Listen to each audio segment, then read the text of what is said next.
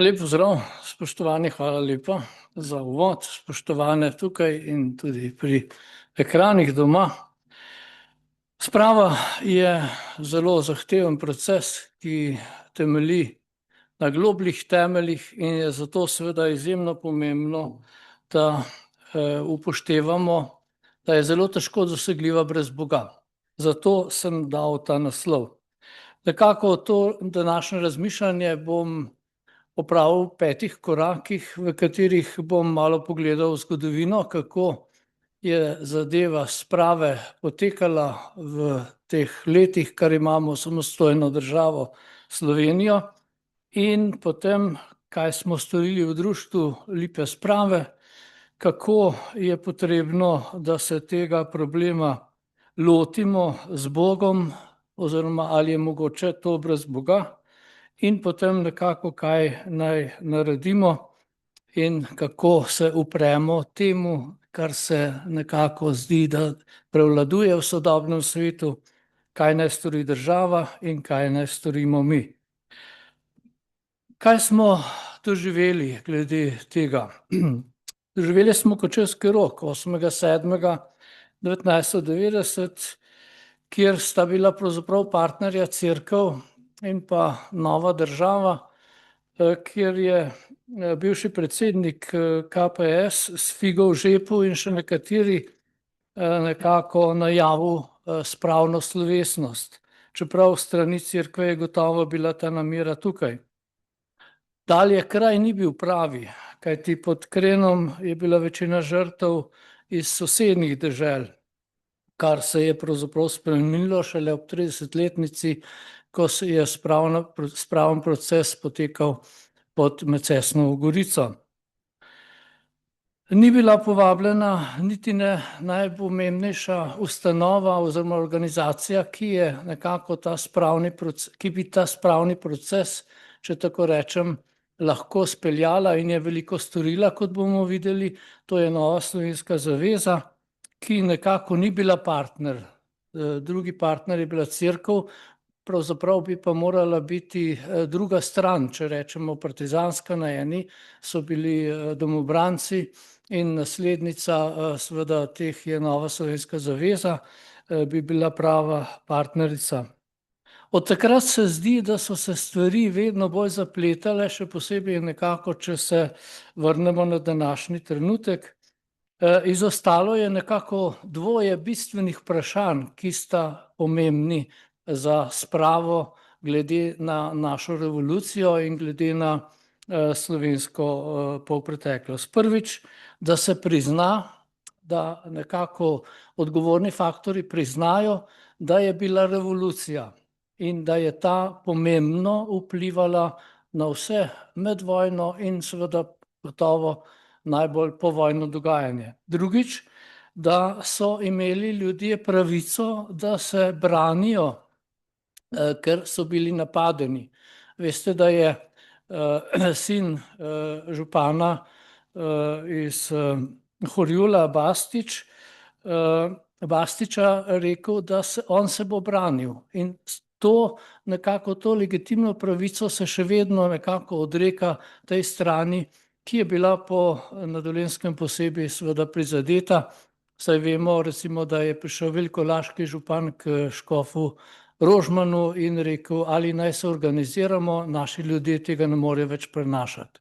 Torej, če si napaden, imaš pravico, da se braniš. In to dvoje nekako še vedno ni kot temeljno dejstvo priznano v vseh teh zadevah in posledično seveda tudi v zakonodaji nimajo žrtve komunizma enakega statusa, v zakonodaji govorim, kakor ga imajo recimo žrtve nacizma, fašizma in seveda drugih teh vojnih in nasilnih skupin. Ukinjen je bil dan žrtve komunizma, 17. maj, ko so bili pobiti Romi, in nekako zdaj se je ta zadeva še bolj zaostrila, glede na to, da so žrtve Macesnove Gorice bile samo nekako pripeljane in to proti volji tako organizacij, ki se s tem ukvarjamo, kakor tudi seveda svojcev, ki si želijo, da bi bile pokopane na Žalah v Ljubljani. Zato se seveda prizadevamo v organizacijah, posebej v naši društvo Združenje ob Lipi sprave, ki ima nekako vodilo na poti k resnici in spravi, za kar si je prizadeval bivši predsednik Stanislav Klep, ki je to pobudo Združenja ob Lipi sprave počel in jo tudi uresničil. To je bil bivši partizan, umrl je leta 2013, za njim vodim društvo Združenja ob Lipi sprave sam. Potem seveda tudi druge pobude, ki so seveda izjemno pomembno prispevale, da se je marsikaj v Sloveniji vendarle spremenilo. S tem mislim Novo slovensko zavezo, s farnimi ploščami, z revijo Zavezo in so drugo dejavnostjo. Potem seveda tudi različne druge organizacije, kot Vseposvojitev v zadnjem desetletju, potem zgodovinarji, dr. Mikolak, dr. Ferenc, gospa Marija Gasser in seveda drugi številni, ki jih žal seveda vseh ne morem našteti. Poleg naše organizacije so številni ljudje veliko prispevali in to nam nekako tudi govori za to, kako pomembno je, da se marsikaj spremeni. Vemo, da je recimo v vseh začetkih, celo pred osamosvojitvijo, Spomenka hriba zelo veliko storila za pokop in nekako tudi spravo.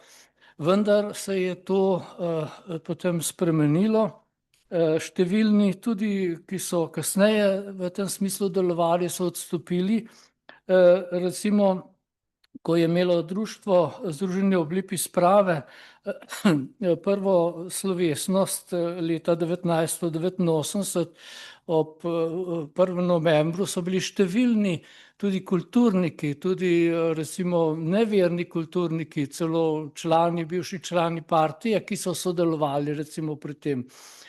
Tudi pri kasnejših slovesnostih, veste, da je bila Lipa sprave posajena 14. junija 19, kasneje pa je bila potem tudi, 27. junija je bila slovesnost, 11. maja je bila posajena in je bila potem najprej posekana, potem je bila ponovno istega leta oskrunjena, vendar se je prijela in je ostala. Tako da je bila potem prva slovesnost 27. junija in pa 1. novembra 89. leta izjemno odmevna. Kasneje pa so seveda te slovesnosti ostale, vendar se je nekako njihova, če tako rečem, družbeni naboj, njihova množičnost zmanjševala. Pomembno je, da je vse skozi sodelovala Slovenska vojska, gospod Stanislav Klep, moj prednik, si je za to zelo veliko prizadeval. In tudi, ko je bil predsednik države Pahor, je tudi vedno vojska in tudi policija še sodelovala. V zadnjih letih, kar je nova predsednica, se je tudi to ukinilo.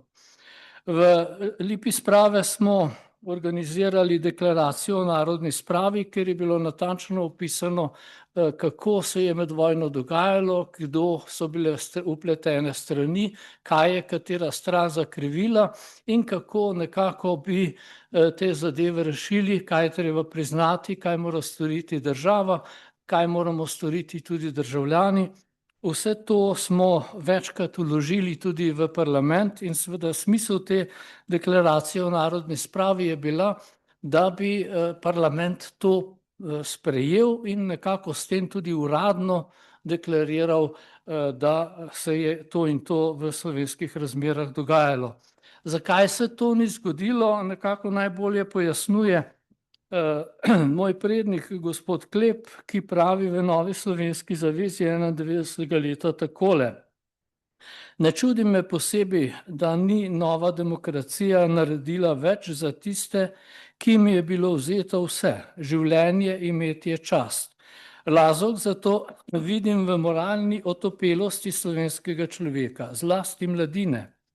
45-letna materialistična vzgoja, ki jo je svojo permanentno revolucijo zanikala temeljne krščanske vrednote, je za seboj pustila množice, ki ne znajo več ločiti dobrega od zla. Pravzaprav jih je, kot pravi, oziroma je nas, kot tudi pravi dalje, vzgajala v moralne upogljivce in navadila z zlom živeti. Torej, to je nekako bistvo tega problema. Ne gre samo za te organizacijske zadeve, o katerih sem govoril, ampak gre za zelo pomembno psihološko vprašanje. O tem bom na koncu govoril tudi še z mnenjem gospoda Cukjatija. Poslanstvo Lipe sprave in vseh omenjenih organizacij je, da bi nekako vendarle te procese uresničili in tudi vsi državljani in tudi vsi na nek način bi rekli demokrati, pošteni Slovenci, zavzeti Slovenci, ki hočemo, da bi bilo med nami urejeno, smo odgovorni, da bi se ta zadeva uresničila, ampak kot je rekel gospod Klep, smo nekoliko pohabljeni in zato seveda prihaja do teh težav. Da se to zlo ne bi ponovilo, je treba vzgajati mladino, nadaljuje gospod Klep.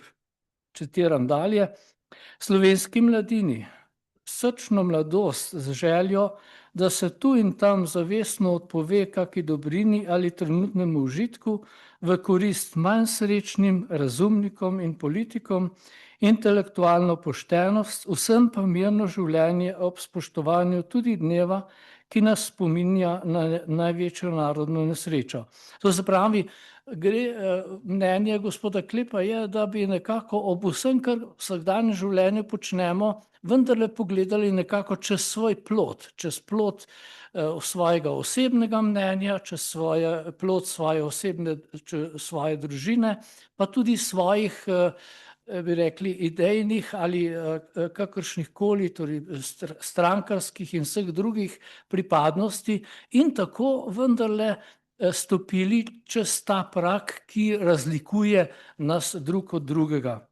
To je seveda problem demokracije, za katero je treba se stalno boriti, kot je pokazal tudi izid tega referenduma, ki smo ga pravkar imeli. Gre za to, da smo se morali dejansko, in hvala Bogu, tudi gospodu Načkofu in vsem ostalim v cerkvi in v drugih religioznih skupnostih in organizacijah in seveda našim zdravnikom, ki so se za to zavzeli, kajti če te zavzetosti ne bi bilo, se to ne bi zgodilo. In glejte, podobno je seveda tudi z spravo. Zakaj pa je potrebno, da se za to trudimo? Zato, ker je to pot v demokracijo. Takrat, kadar bomo vsi imeli enakovredne in enakopravne možnosti vstopa, kot pravi ameriški filozof John Rawls, v družbeno življenje, takrat bo država resnično zaživela kot demokratična država in takrat se bo tudi med nami ustvarilo sožitje, ki je nujno potrebno za to, da država dobro deluje. Ne more delovati recimo že družina, ki je razklana, prav tako ne more delovati družbena organizacija ali podjetje, prav tako pa seveda ne more delovati država, če ni homogena, če ni urejena in če se ne drži pravil, v katerem imajo več ali manj vsi enakopraven vstop. Gre torej za uveljavitev demokracije, ki temelji na resnici, pravičnosti, spoštovanju dostojanstva vsakega, kar nam zagotavlja seveda naša ustava in zakoni, a velikokrat se s krivičnimi in nepopolnimi zakoni, s parlamentarno in pa medijsko, pa tudi gospodarsko in drugo prakso to ne uresničuje in zato seveda so številni v naši družbi še vedno prizadeti. Kako torej k spravi in ali je sprava sploh mogoča brez Boga? Vse to nas napeljuje tudi k naslovu predavanja, kakor sem ga ponaslovil, namreč ali je mogoč sploh svet brez Boga?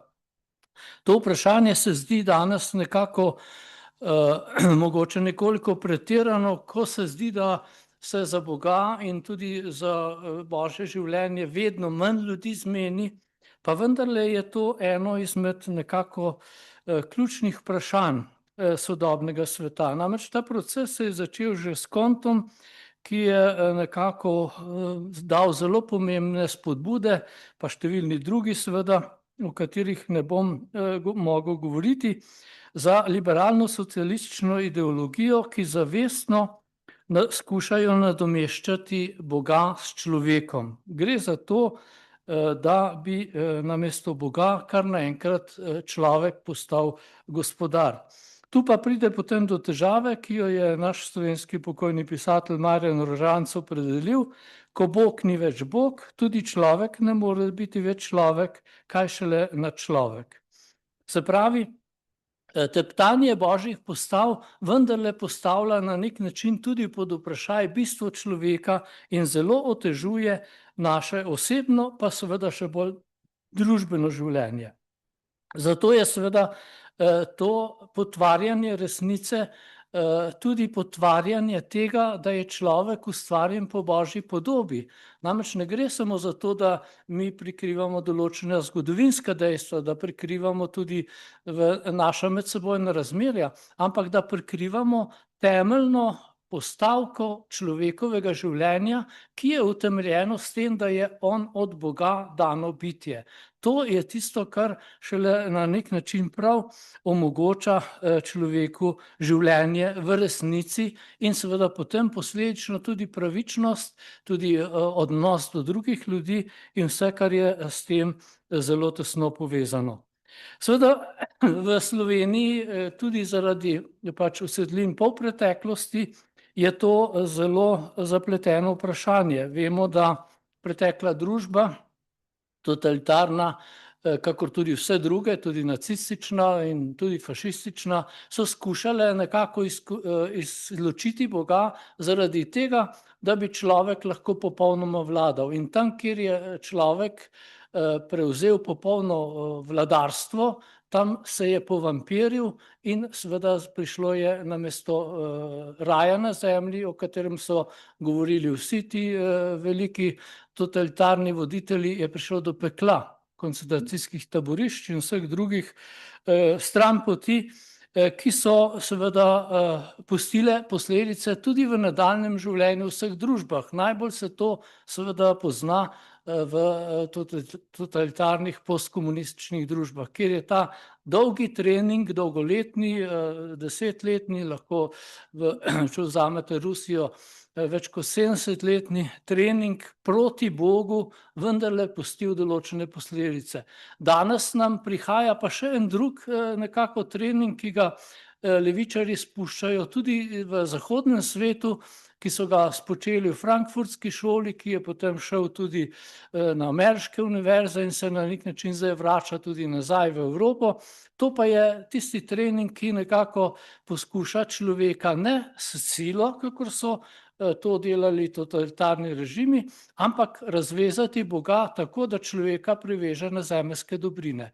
To pa je nekako tako imenovani mehki totalitarizem, ki danes seveda zelo močno zajema vse množice in zaradi tega tudi jemlje tisto bistveno resnico od človeka, namreč da je človek od Boga.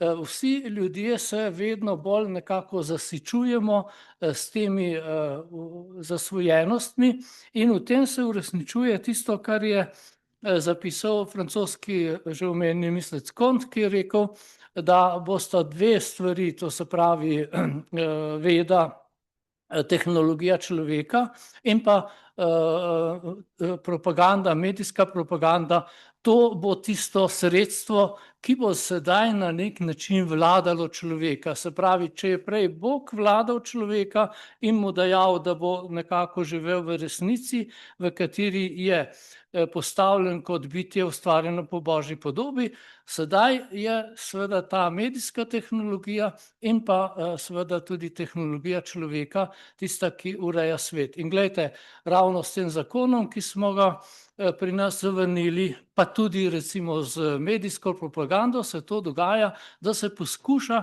človeka čim bolj zasititi in nekako tako na mehek način, če tako rečem, žejnega, peljati skozi vodo. In seveda vse to, torej po eni strani posledice bivšega režima, po drugi strani pa seveda tudi novi prijemi, ki ga pri nas tudi še posebej v zadnjem času skušajo uveljavljati tudi vladajoči, poskušajo človeka narediti čim večjega odvisnika, nesamostojnega, ne človeka, ki bo kljuboval v imenu Boga in se zavzemal za resnico, ampak ki bo klonil, ki bo hlapčeval in tako nekako, če vzamete to, kar so stari zavezi stalno poudarjali, da so Izraelci hlapčevali tujim bogovom. To se dogaja danes z človekom, ki je odvisnik od te potrošniške, pa tudi seveda medijske in vse druge zasvojenosti, zato da ne bo samostojen. To naredi zopet, citiram gospoda Klepa, ko ga sprašujejo, zakaj je tako pri nas, pravi on takole.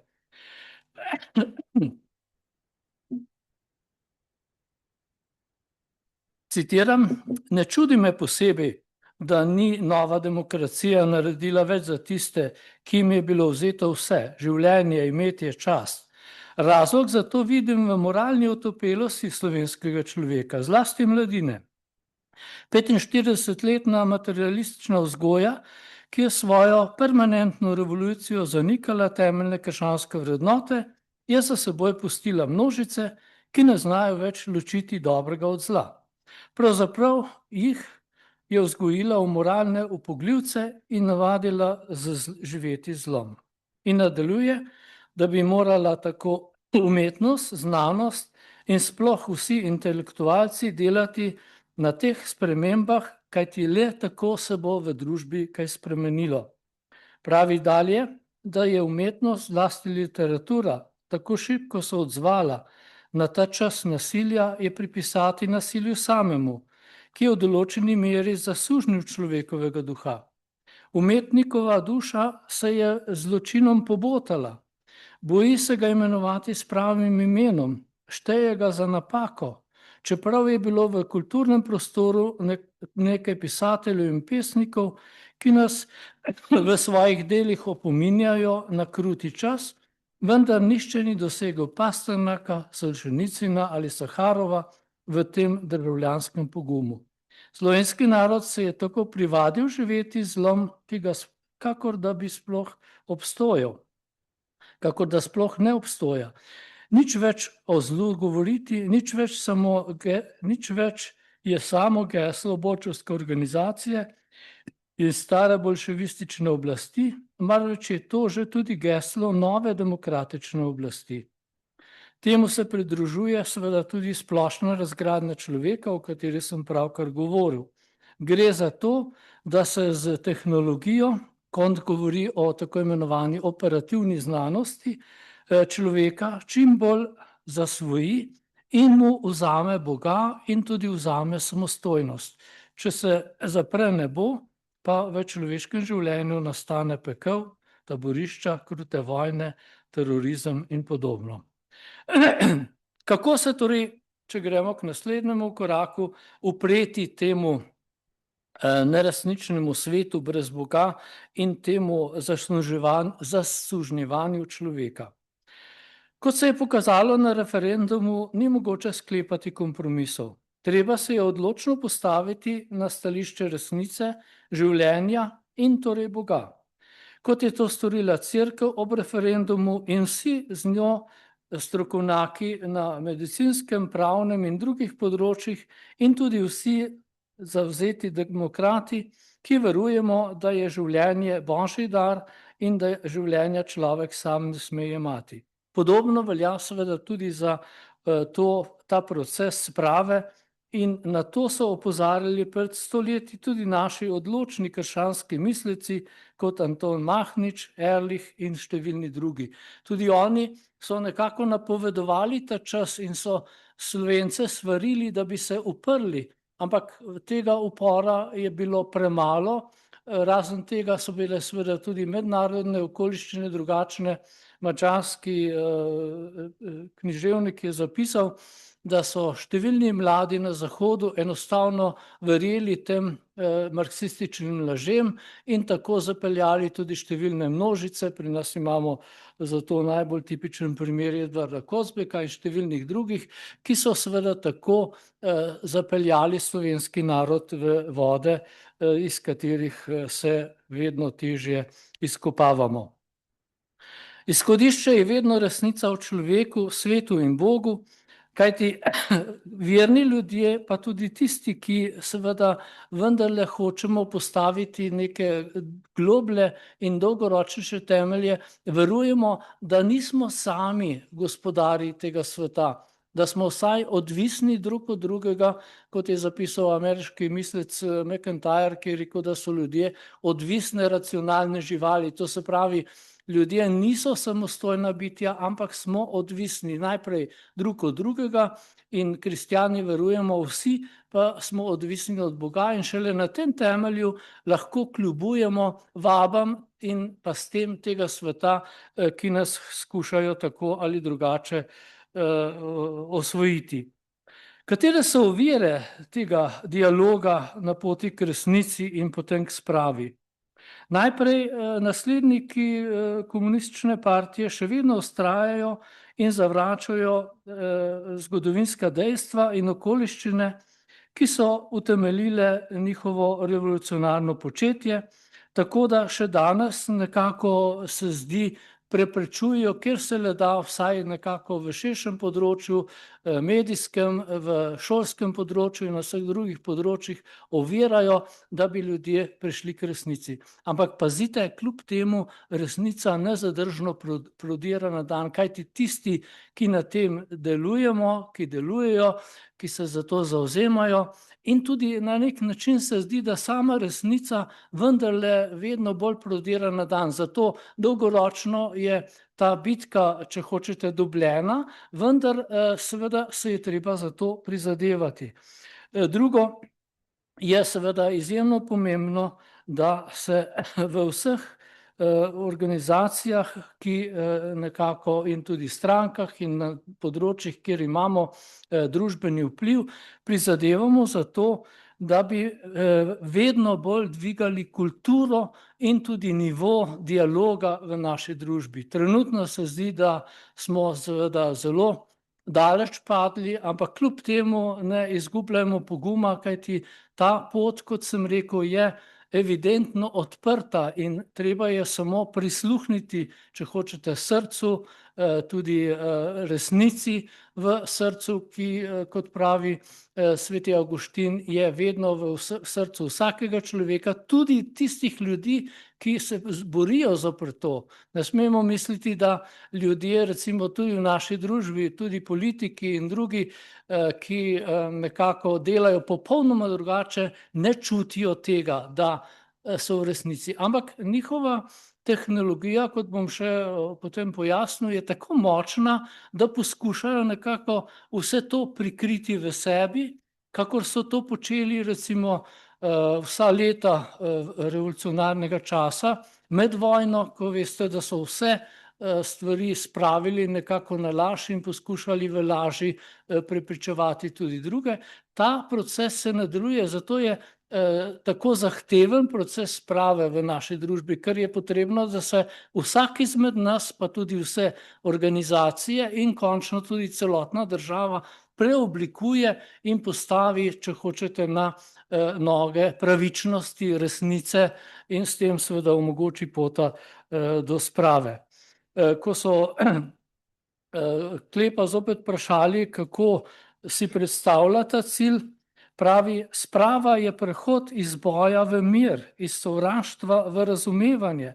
Sprava sicer ni ljubezen, marveč je le pot k njej. Sprava je kategorični imperativ, to se pravi tisto, kar je nam ukazano, tako rekoč, kar nam je dano. Sprava je torej kategorični imperativ sodobnega sveta, kjer nasprotja, kajti nasprotje tega je vedno sovraštvo. Popolnoma razumljivo je, da se zvesti učenci leninističnega nasilja težko odločajo za spravo. Iz časopisnih prispevkov, ki se nanašajo na njo, je moč ugotoviti, da borci na splošno spravo odklanjajo. S tem disciplinirano sledijo stališčem vodstva in svojih prednikov. In zato seveda tudi Klep poudarja, da moramo vedno znova buditi tega duha, odpirati pota resnice in omogočiti, da bomo nekako tudi našli pota do resnice o sebi, o svoji preteklosti in s tem seveda tudi o našem celotnem družbenem stanju. In Klep pravi: "Vztrajam na prepričanju, da je pogoj za spravo resnica. Sprava, ki temelji na neresnici ali ki je le na delni resnici, ni sprava." To je seveda tudi razvidno od tega, kar sem rekel recimo o Kočevskem Rogu, pa tudi o vseh ostalih zadevah, ko nekako ne priznamo, kaj se je dejansko med vojno zgodilo, da se je zgodila revolucija, ko ne priznavamo, da so imeli ljudje pravico, da se branijo, ker so bili napadeni, ko ne priznavamo pravice žrtev komunističnega nasilja, ki še vedno, kot sem rekel, v naši zakonodaji nimajo jasnega, formalno opredeljenega stališča. Seveda so številni kljub temu bili rehabilitirani po osebnih prizadevanjih svojcev in tako dalje, ali pa tudi tisti, ki so bili vpleteni, recimo so nekatere sodbe rehabilitirali, recimo veliko smo tudi še v zadnjem času in še vedno delamo na tem, naredili za duhovnike, recimo, ki so bili na sodnih procesih krivično, popolnoma, kot rečemo, na montiranih procesih obsojeni, nekateri na dolga, desetletne kazni in tako dalje.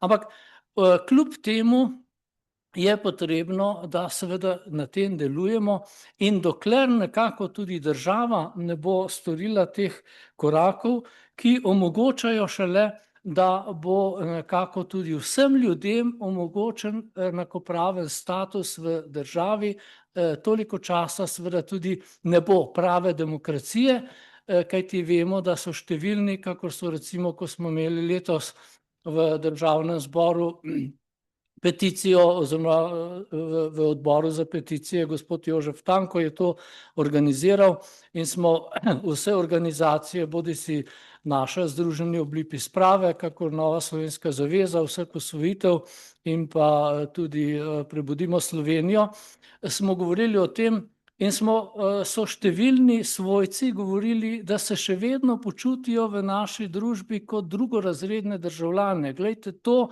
je na nek način nezaslišano, da v državi, ki je demokratična, ki vsem formalno po ustavi in vseh drugih pravilih zagotavlja enakopraven status, nimajo enakopravnega mesta v naši družbi. Dokler je seveda tako, bo zelo težko priti do sprave, kajti šele takrat, ko vsi ljudje, ko najšibkejši, o tem govorijo recimo tudi številni družbeni teoretiki, omenil sem na primer Rawlsa in vse druge, ko dobijo vsi ljudje, tudi najšibkejši, pravico, da so enakopravno vzeti v družbenem življenju, takrat lahko govorimo o res bogato demokratični državi. Takrat govorimo tudi o tem, da se nihče ne čuti prikrajšanega, in takrat je na nek način tudi resnica, če hočete, o družbenem življenju, o meni, o tebi, o nas, o našem stanju vendarle odprta za debato in s tem seveda tudi odprta za zakonske okvire, o katerih sem govoril, se pravi tudi žrtve komunizma imajo pravico, da so zaščiteni in njihovi nasledniki, da so seveda osvobojeni krivde, ki jim je bila pokrivena, pretena, kajti vsi ti naši pobiti, tudi te izkopane žrtve iz Macesnove gorice, so nedolžni ljudje, ker niso bili v nobenem smislu obsojeni, druga stvar pa so pa ljudje, ki so seveda umrli in jim je treba izdati mrliške liste in jih je treba pokopati. To je znamenje, da država funkcionira, da vsem omogoča enakopraven in enakopraven vstop v družbeno življenje. Zato je seveda vedno znova pomembno, da se zavzemamo za to in dokler seveda to ni uresničeno, je prav, da čim več ljudi poskuša to tudi delati. To počnemo seveda tudi na volitvah, ko podpiramo tiste, ki imajo smisel za takšna prizadevanja. To delamo tudi tako, da se uveljavljamo v javnosti, poskušamo vsak po svojih močeh na svojih mestih, delovnih in tudi na vseh drugih področjih čim bolje uresničevati resnico in sporočati in se zavzemati za pravico tistih, ki jim je ta pravica odvzeta, bila odvzeta, jim je še danes odvzeta.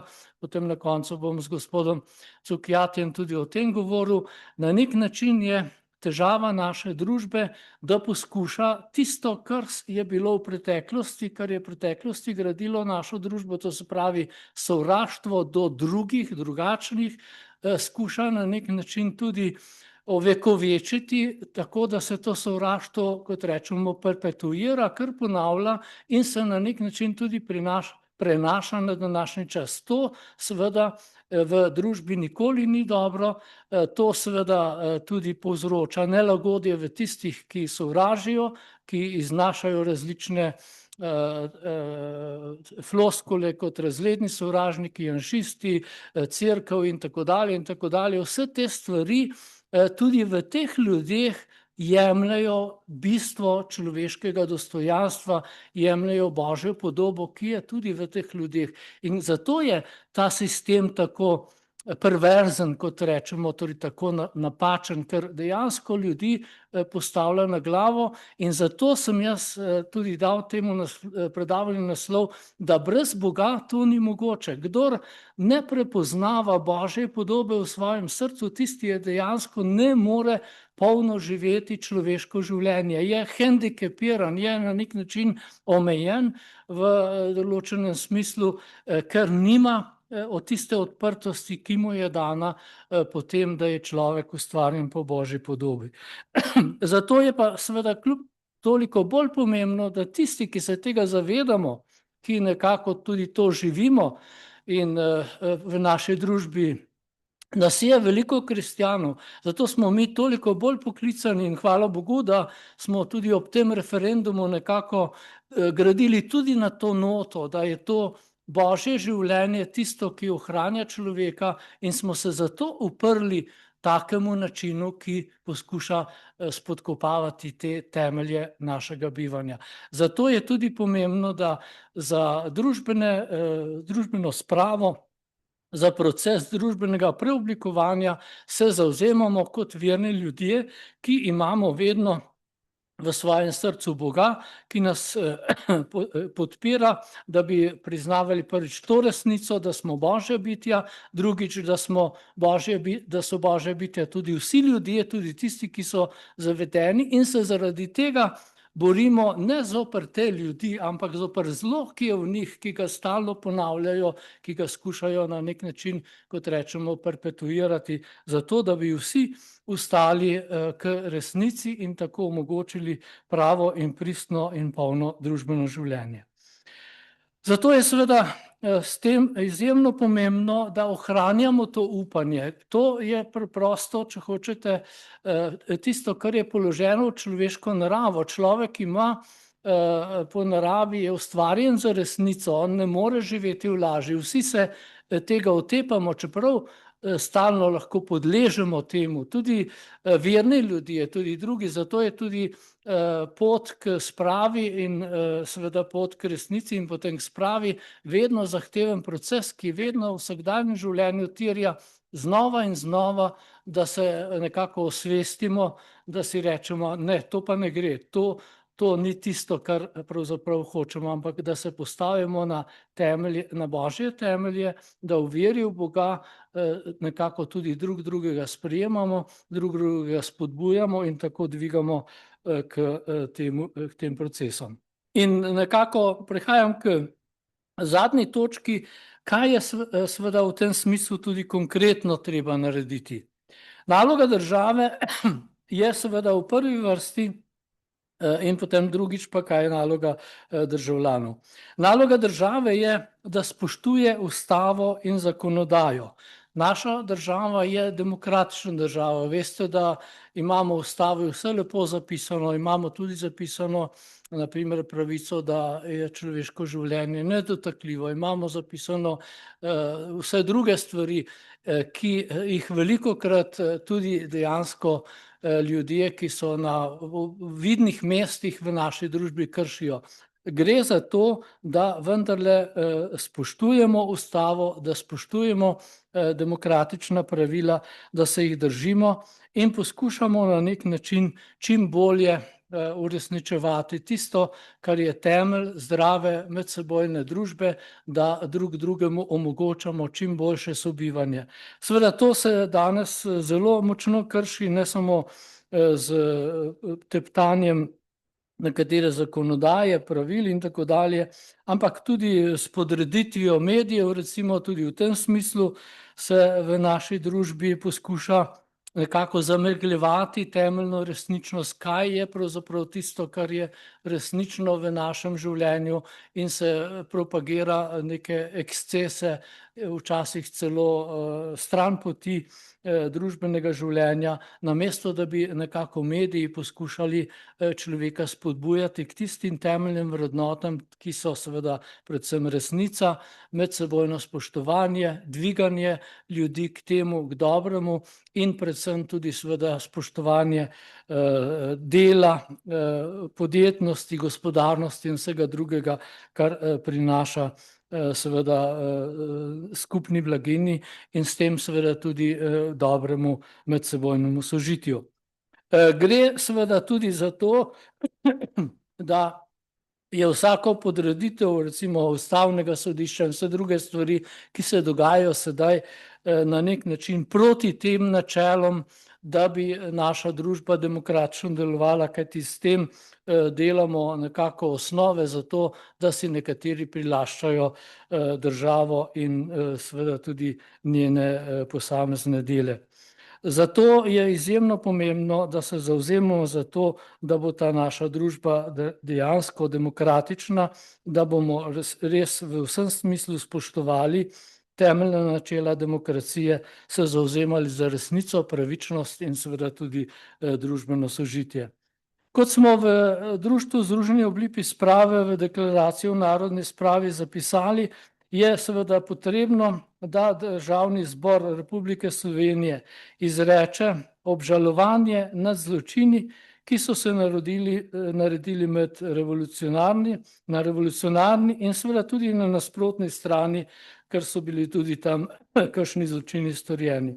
To bo pomenilo nekako tudi priznanje, da je revolucija bila in da je zaradi tega prišlo tudi do protirevolucije in da je zaradi tega prišlo potem tudi do vseh tako medvojnih in povojnih pobojev.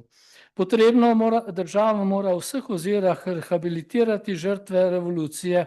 Do sedaj je v marsičem tudi Državna komisija in seveda tudi tisti, ki so si prizadevali za to, recimo so bili nekako onemogočeni, da bi to dosegli, se pravi, gre za to, da ljudje ne smejo, da ljudem ne onemogočimo, da ljudem omogočimo, da bodo vsi dobili te pravice, ne da morajo ljudje, posamezniki oziroma svojci, posamezniki iskati pravico, recimo pred državnimi organi, kar se je seveda doslej dogajalo in kar se še vedno dogaja, in vemo je, da tudi to velikokrat z zelo velikimi težavami, kar je bilo tudi v omenjeni komisiji strani žrtev oziroma svojcev žrtev rečeno v Državnem zboru. Se pravi, vse povsod gre, da se na nek način poskuša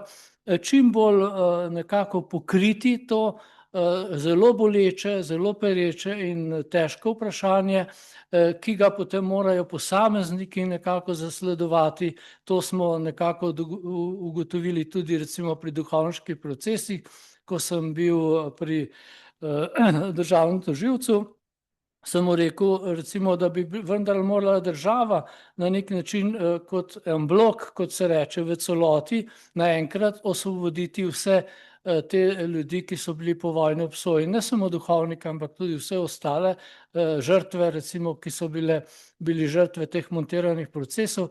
Pa je rekel, ja, seveda bi bilo dobro, ampak to se žal ni zgodilo in sedaj se moramo za vsak primer posamično nekako boriti.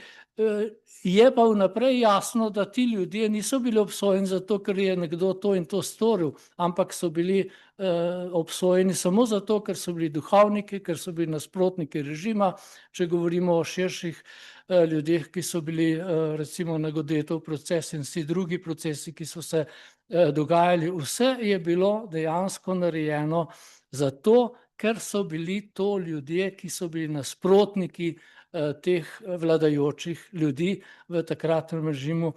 In to je seveda tudi danes na nek način ostalo kot neke vrste mantra, ki otežuje posameznikom, da prihajajo do svoje pravice. Torej, gre pa za to, da vsi ti ljudje dobijo mrliške liste in vse druge stvari, da bo njihova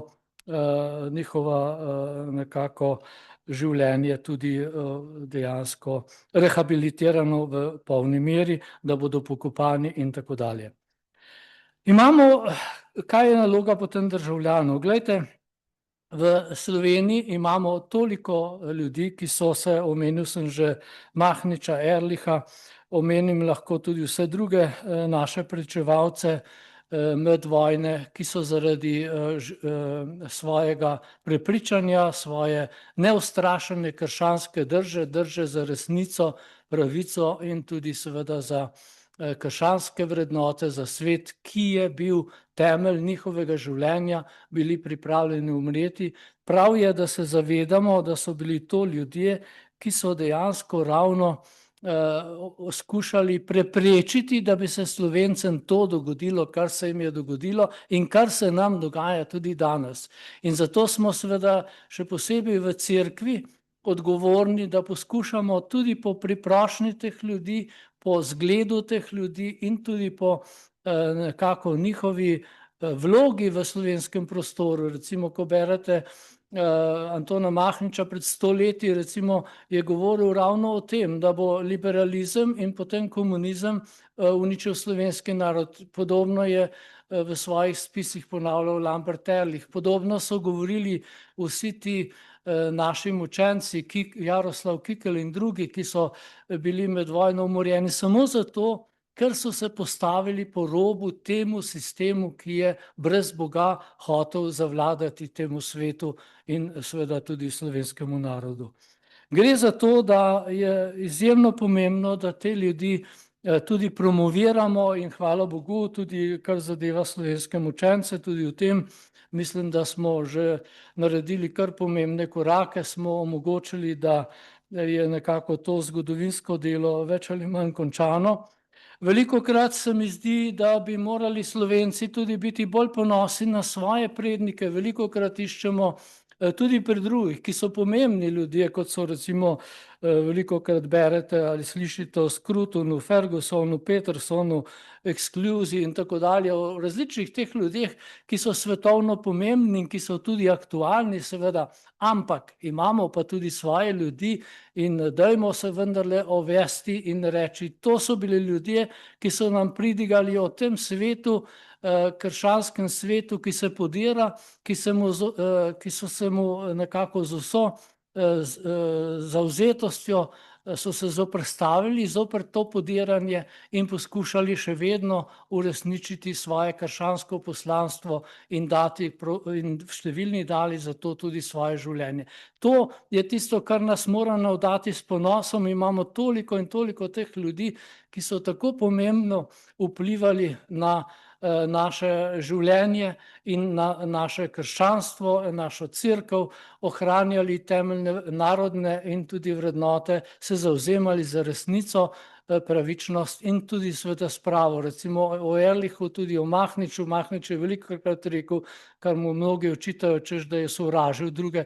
Je rekel, jaz ne sovražim nikogar, jaz skušam samo v svojih sovražnikih odkriti tisto, kar zapeljuje slovenski narod in jim pokazati, da so oni na krivi poti. Hočem pa, da bi se tudi oni spreobrnili in če se bodo, potem je to njihova rešitev in je tudi naša rešitev. Gre pravzaprav za to, da nekoč in danes se postavimo na krščanske temelje in poskušamo ustvariti temelj našega bivanja na resnici, spravi, odpuščanju in s tem tudi medsebojnem dialogu. Sprava je torej stalen življenjski proces. Jezus je rekel, ne pravim, da odpustiš 7-krat, ampak do 70-krat 7-krat. To se pravi, kot je zapisano v Mateju 8:22. Težava je seveda, če partnerji niso pripravljeni na to. In zakaj niso pripravljeni? Še kratko ob zaključku iz gospoda Cukjatija. Ampak kljub temu, glejte, ni nobene druge poti, kakor vztrajati v resnici in poskušati to resnico na vseh področjih, predvsem z osebnim zgledom, z osebno zavzetostjo, da jaz živim v resnici, da sem jaz predan Bogu, da jaz živim polno Božje življenje. To omogoča, da potem tudi to Božje življenje širim v prostor in s tem se seveda tudi ta krščanski prostor, ne glede na vse laži in vse, kar se nekako okrog mene dogaja, vendarle širi in Bog dobiva zopet svoje mesto v mojem, našem in tudi seveda v družbenem življenju. In tudi ob tem referendumu, hvala Bogu, smo spoznali, da mora imeti Bog tudi v družbenem življenju svoje mesto. Ne moremo graditi družbe brez Boga, ampak je potrebno, da se enostavno, ne glede na to, kako si kdo to misli, ampak moramo graditi družbo z Bogom in veliko ljudi, mislim, da tudi marsikateri naši krščanski ljudje so se zdaj šele pravzaprav dobro zavedli ob tem referendumu, kako pomembno je, da vendarle stojimo na krščanskih temeljih, ker sicer bo tudi nas konec. Se pravi, gre za to, da branimo tisti svet, ki je temelj našega življenja in ta svet je seveda utemeljen v Bogu, ki je polna resnica, ki nas vse osvobaja in ki nam omogoča tudi, da drug z drugim potrpimo, da iščemo in nadaljujemo ta spravni proces in s tem seveda tudi drug drugega bogatimo. Zakaj je to tako zahtevno, pa ob koncu še z stališčem, ki ga je zapisal v Novi slovenski zavezi in vam zelo priporočam, da jo preberete, dr. France Cukjati, ki pravi takole. Slovenija je že dolgo, vse od komunistične revolucije, žrtev sovraštva in izključevalnosti. Tudi današnje politično dogajanje je v veliki meri še vedno obremenjeno z duhovno patologijo, torej trpljenjem, ki vedno znova razčloveči tako posameznika kot celotno družbo.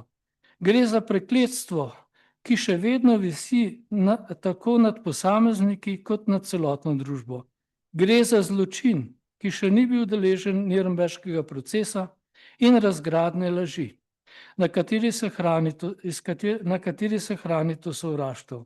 Vse kaže, da je omenjena mreža to laž še vedno potrebuje za ohranjanje sovraštva, ker se brez nje kratko malo ne znajde na sodobnem in demokratičnem političnem polju.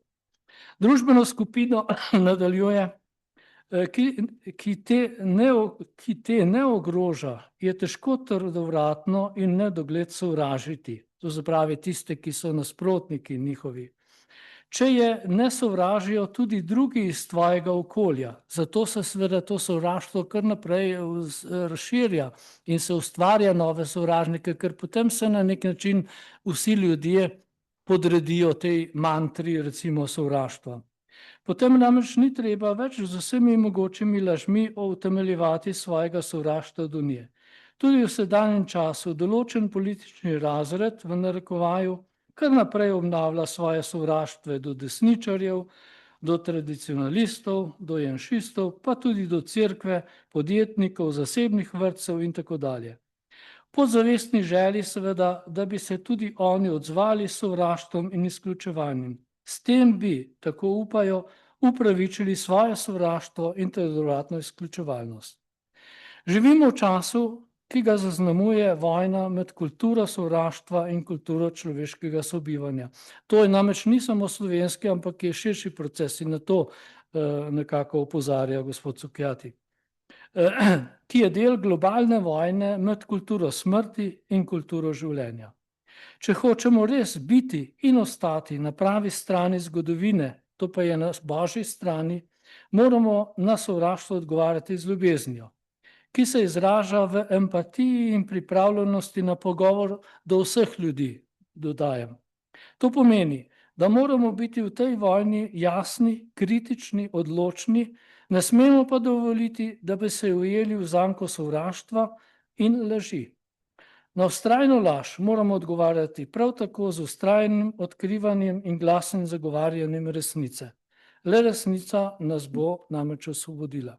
Gre torej za to, da v tem procesu vztrajamo in če nekako me ob koncu vprašate, ali je vendarle v naši družbi, čeprav se zdaj zdi trenutno, glede tudi na politični in drugi položaj, nekako, da smo na nekem dnu, moram reči, da smo vendarle veliko storili in to tudi po zaslugi številnih ljudi. Omenil sem nekatere, lahko bi omenil še številne druge zgodovinarje, društva, organizacije, ljudi, ki so z vsem srcem in ki še vedno delujejo za to, da bi prevladala pri nas resnica, da bi tako seveda tudi kljubovali tem lažem in sovraštvo premagovali z ljubeznijo do resnice, s tem pa tudi do vseh ljudi, tudi zapeljanih, zatiranih, onemoglih in tako dalje. Skratka, gre za to, da v svojem življenju se postavimo trdno na krščanske temelje in ljudje, ki sem jih omenil, posebno Lambert Ehrlich, recimo tudi Anton Mahnič in številni drugi naši mučenci, ki so umrli za to, so bili ljudje, ki so živeli v tem prepričanju, vedeli so, da jih čaka smrt, ampak so rekli, to je tisto, kar nekako je bistveno našega krščanskega življenja, vztrajati v tem zato, da bo resnica vendarle preživela, da bo Bog ostal kot vodilo našega življenja in s tem je seveda tudi najboljša pot, da bodo tudi drugi spremenili. Če se nekako mi prepustimo tej logiki, da so vsi sovražniki, potem se v družbi seveda težko kaj spremeni. Če pa kljubujemo temu svetu, če postavimo drugačna merila, s tem odpiramo nove razsežnosti in s tem tudi upanje, da vendarle ta sprava dolgoročno prihaja. Resnica vedno bolj prodira na dan, to mislim, da vsi ugotavljamo in tudi po zaslugi vseh, ki si za to prizadevamo, resnica vendarle bo nas vse osvobodila in dolgoročno je to tudi najboljša pot do premagovanja tega sovraštva in tudi uveljavitev demokracije in vseh teh mehanizmov, o katerih sem govoril. Zahvaljujem se vam za pozornost in končam s temi besedami.